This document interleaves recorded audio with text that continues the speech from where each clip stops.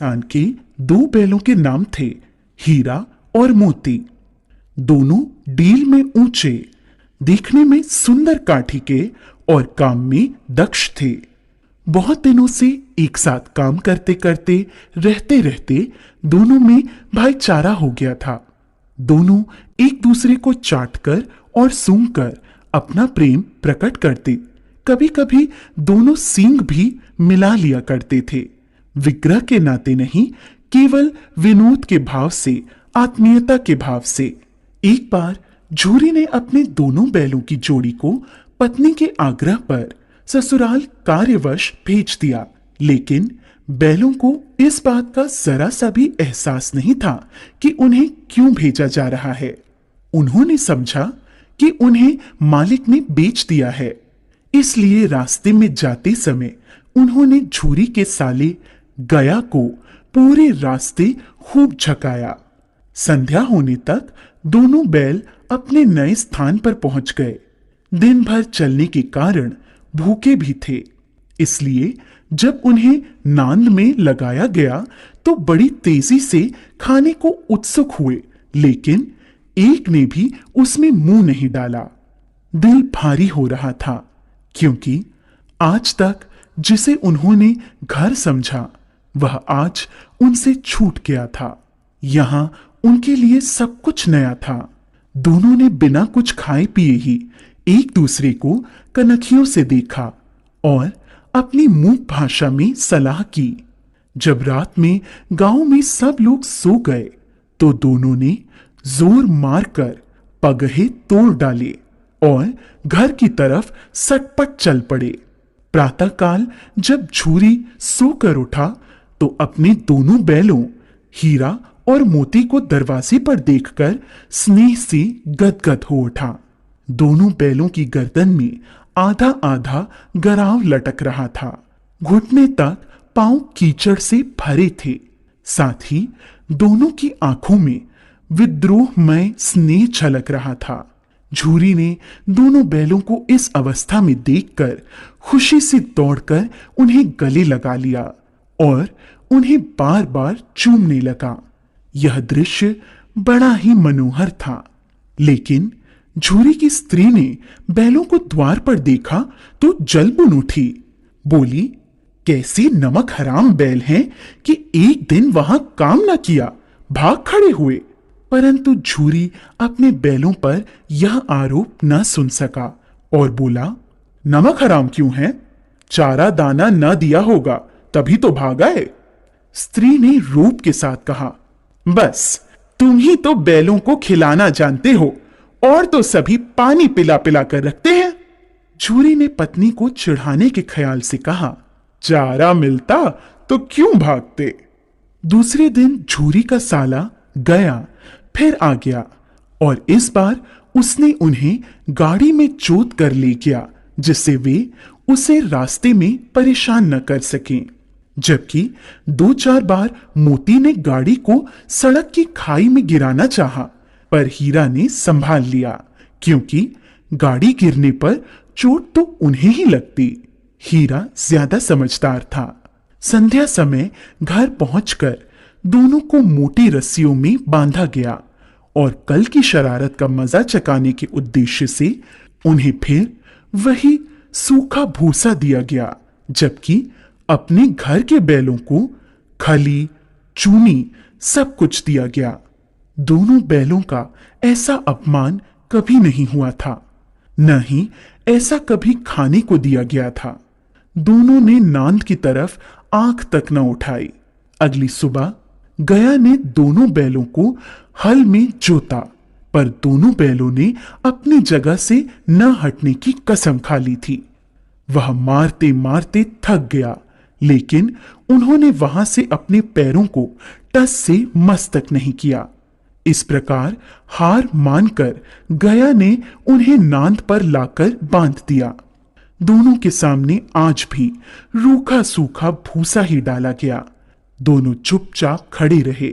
घर के लोग अभी भोजन कर ही रहे थे कि एक छोटी सी लड़की घर से दो रोटियां लेकर निकली और दोनों के मुंह में देकर चली गई।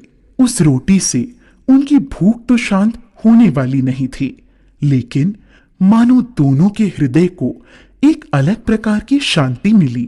धीरे धीरे 2-4 दिनों में उस छोटी सी लड़की जो भौरी की थी, जिसकी मां मर चुकी थी, सौतेली मां उसे हमेशा मारती रहती थी, से दोनों की आत्मीयता बढ़ गई। दोनों दिन भर जोते जाते, डंडे खाते और शाम को थान पर बांध दिए जाते और रूखा सूखा भूसा डाल दिया जाता। बस रात को वही बालिका लड़की उन्हें रोटियां खिला जाती। उससे उनकी दोस्ती हो गई थी। एक रात दोनों ने वहां से भागने की योजना बनाई। रात को जब लड़की रोटियां खिलाकर चली गई तो दोनों रस्सियां चबाने लगे, पर रस्सी मोटी होने के कारण मुंह में न आती थी। बेचारे बार बार जोर लगाकर रह जाते थे। तभी उन्होंने देखा कि घर का दरवाजा खुला और वह लड़की उनके सामने आ खड़ी हुई। दोनों सिर झुकाकर उसके हाथ को चाटने लगे। उसने दोनों के माथे पर हाथ फेरा और बोली, खोल देती हो तुम दोनों को, चुपके से भाग जाओ, नहीं तो यहाँ के लोग तुमसे काम करवा करवा कर मार डालेंगे। उसने दोनों के गराव खोल दिए और भागने का इशारा किया, पर दोनों चुपचाप खड़े अभी सोच रहे थे कि हमारे भागने पर इस बच्ची पर आफत ना आ जाए। तभी वह चिल्ला पड़ी, दोनों फूफा वाले बैल भागे जा रहे हैं। ओ दादा, दोनों बैल भागे जा रहे हैं, जल्दी पकड़ो। यह सुनते ही दोनों वहां से भाग निकले। गया घबराकर घर से बाहर आया और भागते हुए बैलों का पीछा करने लगा। दोनों बैलों ने भागने के चक्कर में इतना भी ध्यान नहीं रखा कि वे रास्ता भूल गए थे और भूख से व्याकुल हो रहे थे। अभी उन्होंने आजादी की सांस भी पूरी तरह नहीं ली थी कि देखा, अरे यह क्या, कोई सांड दौड़ता चला आ रहा है।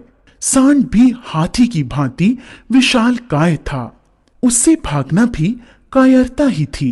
सो दोनों ने उससे सामना करना ही उचित समझा। ज्यों ही सांड हीरा पर झपटा, मोती ने पीछे से उसे दौड़ाया। सांड जब उसकी तरफ मुड़ा तो हीरा ने उसे रगेदा। इस प्रकार सांड ने झल्लाकर हीरा का अंत करने की सोची। तभी मोती ने बगल से आकर सांड की पेट में सींग भोंक दी। अचानक हमले से घबराकर सांड घायल होकर गिर पड़ा। तब दोनों मित्र विजय के नशे में उसे छोड़कर झूमते हुए आगे निकल गए। दोनों को लड़ने के कारण भूख लग रही थी। तभी उन्हें मटर का खेत सामने दिखा। मोती उसमें घुस गया। हीरा मना करता रहा, लेकिन उसने एक न सुनी। उन्होंने अभी 2-4 ग्रास खाए थे। तभी 2 आदमी लाठियां लिए दौड़ पड़े। दोनों मित्र दलदल में फंसने के कारण भाग न सके।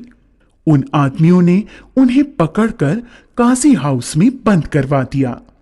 जब वे काजी हाउस के अंदर पहुंचे तो देखा कि वहां कई भैंसें थीं, कई बकरियां, कई घोड़े, कई गधे, पर किसी के सामने चारा न था। सब जमीन पर मुर्दों की तरह पड़े थे। कई तो इतने कमजोर हो गए थे कि खड़े भी नहीं हो सकते थे। सारा दिन दोनों इस आस में टकटकी लगाए देखते रहे कि कोई चारा लेकर आएगा, लेकिन जब कोई नहीं आया तो हीरा के दिल में विद्रोह की ज्वाला दहक उठी। मोती से बोला, अब तो नहीं रहा जाता मोती, चलो यहां से भागने का कोई उपाय निकाला जाए। बाड़े की दीवार कच्ची थी। हीरा मजबूत तो था ही, रात का वक्त था। उसने अपने नुकीले सींग दीवार में गड़ा दिए और जोर का धक्का मारा तो मिट्टी का एक चिप्पड़ निकल आया। फिर तो उसका साहस बढ़ा और उसने दौड़ दौड़कर दीवार पर चोटें की। उसका साहस देखकर मोती ने भी उसी जगह सींग मारना प्रारंभ किया। काफी मेहनत के बाद आधी दीवार गिर गई। दीवार का गिरना था कि अधमरे से पड़े हुए सभी जानवरों में भी जान आ गई। सबसे पहले 3 घोड़ियां सरपट भागीं, फिर बकरियां निकली, उसके बाद भैंसें भी खिसक गईं, पर गधे अभी ज्यों के त्यों खड़े थे। मोती ने उन्हें भी सींगों से मार मार कर बाड़े से बाहर निकाल दिया और अपने मित्र हीरा के पास बैठ गया, क्योंकि हीरा मोटी रस्सी से बंधा होने के कारण भाग नहीं सकता था, इसलिए मोती भी नहीं भागा। अगले दिन बाड़े की हालत देखकर वहां के चौकीदारों ने गुस्से में आकर हीरा और मोती की जमकर पिटाई की। अब उन्हें खाने को भी कुछ नहीं दिया जाने लगा। कुछ दिन इसी तरह बिताने पर एक दिन नीलामी हुई और उसमें एक व्यापारी ने दोनों बैलों को खरीद लिया। दोनों मित्र उस व्यापारी के साथ चल दिए। चलते चलते सहसा दोनों को ऐसा मालूम हुआ कि यह परिचित राह है। हां, इसी रास्ते से गया उन्हें ले गया था। वही खेत, वही बाग और वही गांव मिलने लगे। प्रति क्षण उनकी चाल तेज होने लगी। सारी थकान, सारी दुर्बलता गायब हो गई। उन्हें लगा कि यहां से अब उनका घर भी पास ही है, सो उन्होंने थोड़ी और फुर्ती दिखाते हुए घर के रास्ते की तरफ भागना शुरू किया और जब तक अपने घर के थान पर नहीं पहुंच गए, रुके नहीं। व्यापारी भी उनके पीछे पीछे भागता आ रहा था। झूरी द्वार पर बैठा धूप खा रहा था और अपने बैलों के बारे में ही सोच रहा था।